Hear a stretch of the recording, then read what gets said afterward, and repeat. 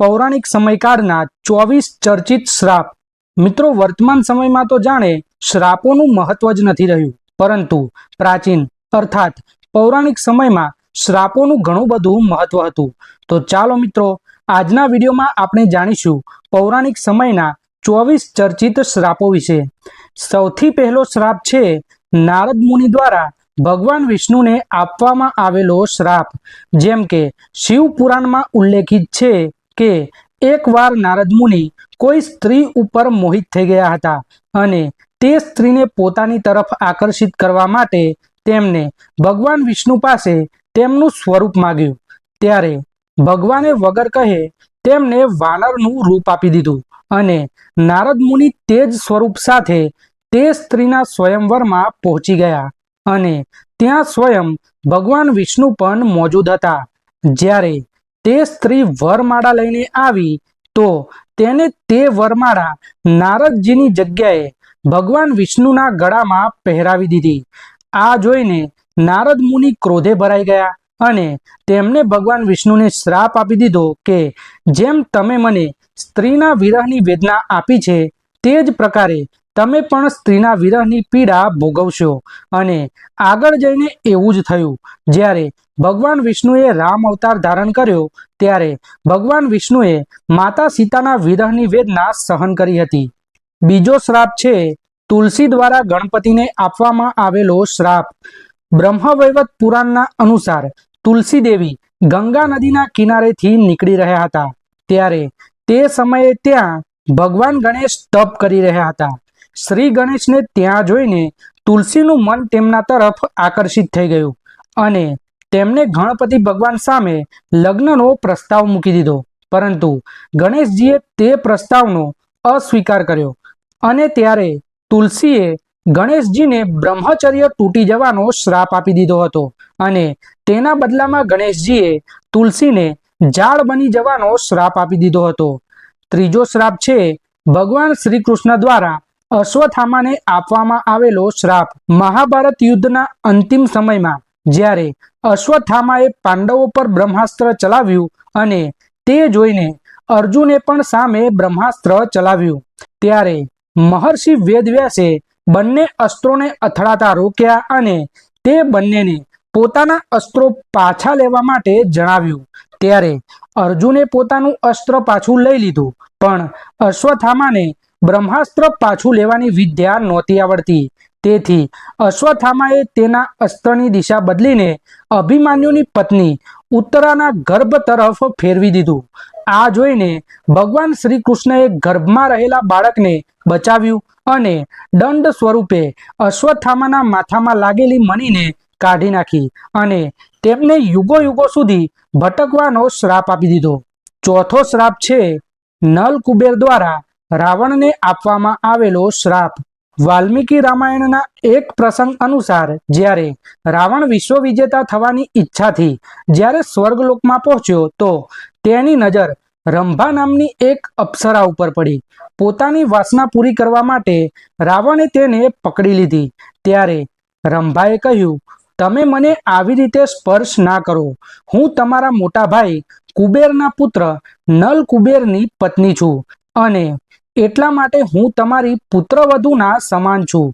પરંતુ રાવણે તેની વાત ના માની અને તેની સાથે દુર્વ્યવહાર કર્યો અને આ વાત જ્યારે નલ કુબેરને ખબર પડી તો તેણે રાવણને શ્રાપ આપી દીધો કે આજ પછી રાવણ જો કોઈ પણ સ્ત્રીને તેની ઈચ્છાની વિરુદ્ધ સ્પર્શ કરશે તો તેના માથાના ટુકડે ટુકડા થઈ જશે। પાંચમો શ્રાપ છે નંદી મહારાજ દ્વારા આપવામાં આવેલો શ્રાપ। શિવ પુરાણમાં કરવામાં આવેલા એક વર્ણનના અનુસાર એક વખતની વાત છે જ્યારે બધા દેવતાઓ અને ઋષિ મુનિઓ પ્રયાગમાં ઉપસ્થિત થયા તો ત્યાં દક્ષ પ્રજાપતિએ ભગવાન શિવનો તિરસ્કાર કરી દીધો હતો અને આ તિરસ્કારમાં ઘણા બધા ઋષિઓએ પણ દક્ષ પ્રજાપતિનો સાથ આપ્યો હતો અને આ જોઈને નંદી મહારાજને ગુસ્સો આવી ગયો અને તેમણે તે બ્રાહ્મણોને શ્રાપ આપતા કહ્યું કે દુષ્ટ બ્રાહ્મણ સ્વર્ગને સદા શ્રેષ્ઠ માનશે અને સદા ક્રોધ, મોહ અને લોભમાં યુક્ત રહેશે। યજ્ઞ અનુષ્ઠાનના બાદ પણ હંમેશા દરિદ્ર બન્યા રહેશે. છઠ્ઠો શ્રાપ છે શુક્રાચાર્ય દ્વારા રાજા યયાતિને આપવામાં આવેલો શ્રાપ. મહાભારત મહાકાવ્યના અનુસાર રાજા યયાતિના લગ્ન શુક્રાચાર્યની બેટી દેવયાની જોડે થયા હતા. દેવયાનીની શર્મિષ્ઠા નામની એક દાસી હતી. એક વખત જ્યારે યયાતિ અને દેવયાની બગીચામાં ફરી રહ્યા હતા ત્યારે તેને ખબર પડી કે શર્મિષ્ઠાના પુત્રોના પિતા પણ રાજા યયાતિ જ છે. ત્યારે તે ક્રોધિત થઈને પોતાના પિતા શુક્રાચાર્ય જોડે પહોંચી ગઈ અને ત્યારે શુક્રાચાર્યએ યયાતિને વૃદ્ધ થઈ જવાનો શ્રાપ આપી દીધો હતો. સાતમો શ્રાપ છે બ્રાહ્મણ દંપતી દ્વારા રાજા દશરથને આપવામાં આવેલો શ્રાપ. રામાયણમાં કરવામાં આવેલ વર્ણનના અનુસાર એક વખત જ્યારે રાજા દશરથ શિકાર કરવા માટે જંગલમાં ગયા તો તેમને ભૂલથી બ્રાહ્મણ પુત્ર શ્રવણનો વધ કરી નાખ્યો હતો અને શ્રવણના માતા પિતા આંધળા હતા.